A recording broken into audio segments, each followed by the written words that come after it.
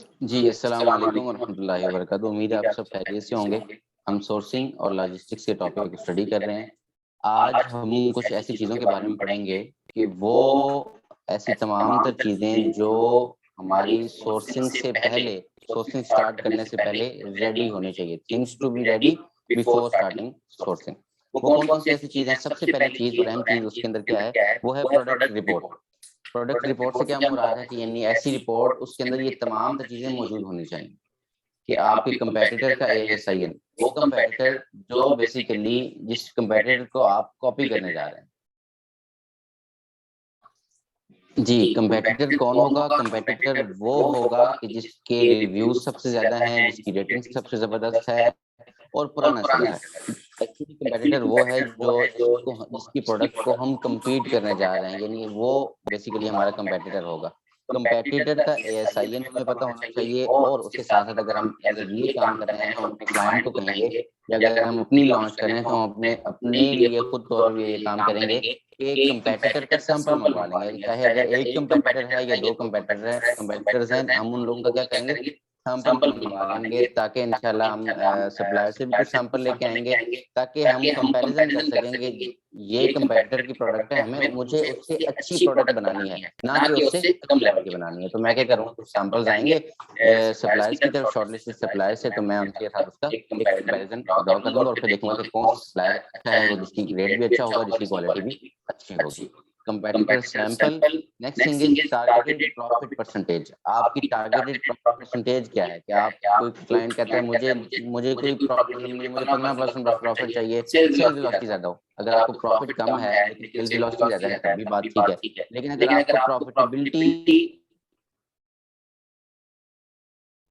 अगर आपकी प्रॉफिटेबिलिटी बहुत कम है और सेल्स वेलोसिटी भी कम है तब भी आपको देखने की ज़रूरत है। तो इस हवाले से आप क्या करेंगे? आप ये करेंगे कि जी, इस हवाले से आप क्या करेंगे कि आप की एक टारगेटेड प्रॉफिटेबिलिटी परसेंटेज होगी। लेट्स सपोज़ आप कहते हैं जी मुझे 20%, 30%, 35%, 40% मुझे इतना प्रॉफिट मार्जिन चाहिए। उसके मुताबिक आपके माइंड में होगा, फिर आप सप्लायर से नेगोशिएशंस करेंगे, उनसे गुफ्तगू करेंगे, तब आप कोई ना कोई अपनी एक अच्छा रेट आप किसी से ले सकते हैं। जितना परसेंटेज है, आपको प्रॉफिट मार्जिन का भी एक टारगेट होना चाहिए कि हाँ यार, मेरा ये टारगेट है कि मुझे इस प्राइस के ऊपर कम से कम सोर्सिंग मिलनी चाहिए, तब आप एक अच्छा प्रॉफिट ले सकते हैं। टारगेटेड प्राइस कितनी टारगेटेड प्राइस आपकी सोर्सिंग प्राइस होनी चाहिए और उसके साथ-साथ सेलिंग प्राइस भी आपको पता होनी चाहिए कि किस सेलिंग प्राइस पे आप बेसिकली इस प्रोडक्ट को सेल करने जा रहे हैं। उसके साथ-साथ लगवाने जा रहे हैं। क्योंकि कई सप्लायर्स ऐसे होते हैं जिनका अपना MOQ MOQ stands for minimum ordered quantity किसी का 1 लाख तक होगा, किसी का कंटेनर तक होता है, किसी का 500 तक होता है। तो आपने ये देखना है कि आपका बेसिकली इसका आइडिया हम इसी के से लगाते हैं कि हमारे कॉम्पिटिटर्स की जो एवरेज मंथली सेल्स हैं, वो कितनी है। अगर वो 500 है, तो हम एट लीस्ट 1800 टू 2000 कम से कम पीसेज़ हम मँगवाएँगे ताकि 3 से 4 अगर हम भी इंशाल्लाह इसी प्रोडक्ट की हमारी प्रोडक्ट की भी सेल्स वेलोसिटी यहीं पे चली जाती है, तो हम भी आउट ऑफ स्टॉक किसी मरहले के ऊपर ना हो। तो बहरहाल इसी वजह से हमने एक टारगेटेड एक अमाउंट बनाई होती है कि हम कम से कम कंपैटिटर की मंथली से एवरेज मंथली सेल्स के हिसाब से हम 3 मंथ्स की इन्वेंटरी 3 टू 4 मंथ्स की इन्वेंटरी वो ऑर्डर करते हैं। उसी के मुताबिक हम स कुछ सप्लायर से मार्जिन्स के हवाले से डिस्कस करते हैं और नेगोशिएशन करते हैं कि मुझे इस तरीके से मुझे इस रेट के ऊपर प्रोडक्ट चाहिए। टोटल पीसेस कितने होंगे आपके? अच्छा कई ऐसी चीज़ें होती हैं जो बेसिकली अ, लेट्स सपोज़ मैं आपसे कहता हूँ कि ये एक स्टिकी नोट्स हैं। स्टिकी नोट्स मैं कहता हूँ ये पैक ऑफ 50 है, लेकिन इसके अंदर 50 पेपर्स इसके अंदर मेंशन्ड है। तो कुछ सप्लायर्स आपको पेपर्स के हिसाब से कोटेशंस देंगे। तो इसलिए मेरी तरफ से रिकमेंडेशन यही है कि बजाए आप उससे पैक की बात करेंगे तो आपको एक खास अमाउंट से नीचे नीचे नहीं जाएगा। तो आप उससे लेट्स सपोज़ आपने 5000 पैक्स बनवाने हैं, तो वो लाखों के अंदर आपकी वो एक पीसेस की अगर हम बात करें, वो तो लाखों के अंदर आपकी इन्वेंटरी बन जाएगी। तो इसलिए आप क्या करेंगे कि आप पीसेस के हवाले से उससे बात करें, लेकिन आपकी टारगेटेड अमाउंट पता होनी चाहिए कि टोटल पैक्स मैं कितने बनवाऊँगा। उसके साथ-साथ आपकी कुछ चीज़ें हैं जो फाइनलाइज़ होनी चाहिए, क्यों? क्योंकि जब आप कस्टमाइज़ेशन के ऊपर जाएँगे, आपके सैंपल फाइनल हो जाएँगे, तो आपने अपना लोगो भी अपनी प्रोडक्ट के ऊपर एम्बोस करवाना है। क्यों? क्योंकि ये आपकी ब्रांडिंग के ऊपर इसका बहुत अहम इफेक्ट होता है। लोगो चाहे सिंगल कलर है या मल्टी कलर है, जो भी आपका लोगो आपका डिसाइडेड होना चाहिए कि आपका ये आपके ब्रांड का ये लोगो होगा। नेक्स्ट थिंग इज डायमेंशंस, आपकी लोगो की भी डायमेंशन होनी चाहिए, पता होनी चाहिए आपको। उसके साथ-साथ आपको अपनी प्रोडक्ट की यानी कंपैटिटर की प्रोडक्ट की डायमेंशंस के बारे से डिटेल्ड आइडिया होना चाहिए। उसके वेट के बारे में आपको पता हो, उसकी डायमेंशंस के बारे में पता हो, उसके मटेरियल के बारे में आपको पता हो। ये तमाम चीज़ें, इसको हम टेक पैक भी कहते हैं। टेक पैक से मुराद क्या है जी? टेक पैक से मुराद ये है कि आप बेसिकली एक ऐसा डॉक्यूमेंट तैयार करते हैं कि जिसके अंदर आपकी प्रोडक्ट की एक एक स्पेसिफिकेशन उसके अंदर मौजूद होती है। इसके अंदर मटेरियल कौन सा यूज़ हो रहा है, अगर उसके अंदर ज़िप इन्वॉल्व है, ज़िप कौन से मटेरियल की यूज़ हो रही है, उसके अंदर अगर कॉटन है तो कौन से वाला कॉटन, तमाम तर इन्फॉर्मेशंस आपको बेसिकली सप्लायर सोर्सिंग से पहले आपको ये तमाम तर इन्फॉर्मेशन इसका आइडिया होना चाहिए। Next thing is packing details. आपकी प्रोडक्ट किस चीज़ में पैक होगी? वो पॉली बैग के अंदर होगी, वो बॉक्स के अंदर होगी, वो किसी रैपिंग पेपर के अंदर होगी, वो किसी कपड़े की किसी ऐसे बैग के अंदर होगी, आखिर किस चीज़ के अंदर आपकी प्रोडक्ट पैक होगी? तो इसका भी आइडिया आपको किस तरीके से हो सकता है। आप खुद भी सोच सकते हैं कि आपकी प्रोडक्ट पैकेजिंग किस तरह से होगी। उसके साथ-साथ आप अपने कंपैटिटर से भी आइडिया कर सकते हैं। कंपैटिटर की प्रोडक्ट आएगी और आप हम मैंने आपको बताया कंपैटिटर हमने वो चुनना है कि जिसकी कमाल ज़बरदस्त किस्म की जो है वो उसकी क्वालिटी हो, उसकी ब्रांडिंग बड़ी ज़बरदस्त हुई हुई हो, उसके अच्छे रिव्यूज़ हों, रेटिंग उसकी अच्छी हो और पुराना सेलर हो। हम जब उसकी प्रोडक्ट मँगवाएँगे और हम देखेंगे कि क्या इसकी पैकेजिंग इस तरह की है, तो मुझे ये चाहिए कि मैं उससे भी ज़्यादा अच्छी पैकेजिंग बनवाऊँ। तो इसलिए आपको पैकेजिंग के हवाले से भी डिसाइड करना है। अच्छा, समटाइम्स ये होता है कि हमें पैकेजिंग का आइडिया नहीं हो रहा होता कि मैं पैकेजिंग अपनी कैसी रखूँगा।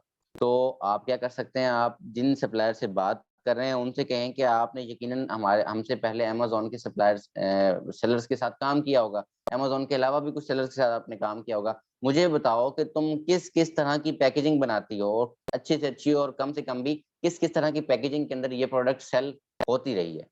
आपसे कौन जो लोग बनवाते रहे हैं, किस तरह की पैकेजिंग के अंदर है, तो उससे भी आपको आइडिया हो सकता है।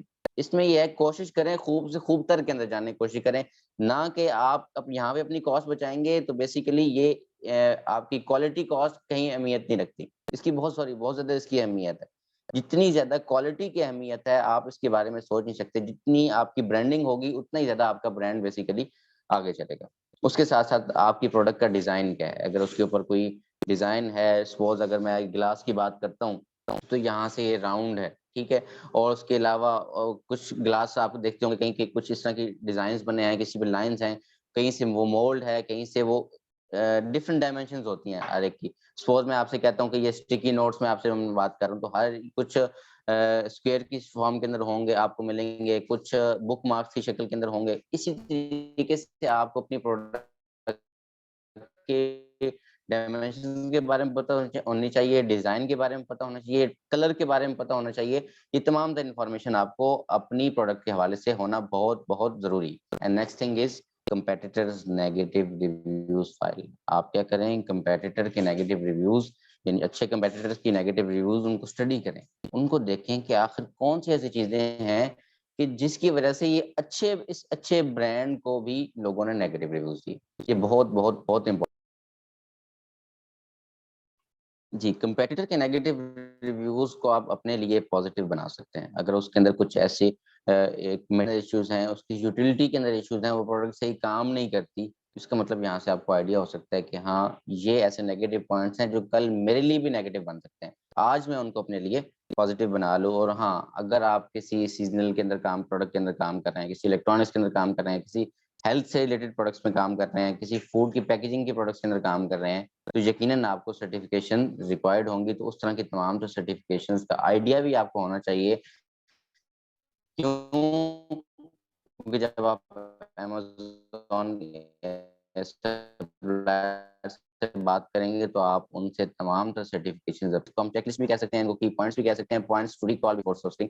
इन तमाम तर पॉइंट्स की अच्छी तरीके से समझ आ गई होगी कि ये वो पॉइंट्स हैं कि अगर ये नहीं हमारे सामने एक पेपर के ऊपर, एक डॉक्यूमेंट में ये तमाम तर चीज़ें सेव नहीं होंगी, हमें अपनी सोर्सिंग को दोबारा वापस लाना पड़ेगा।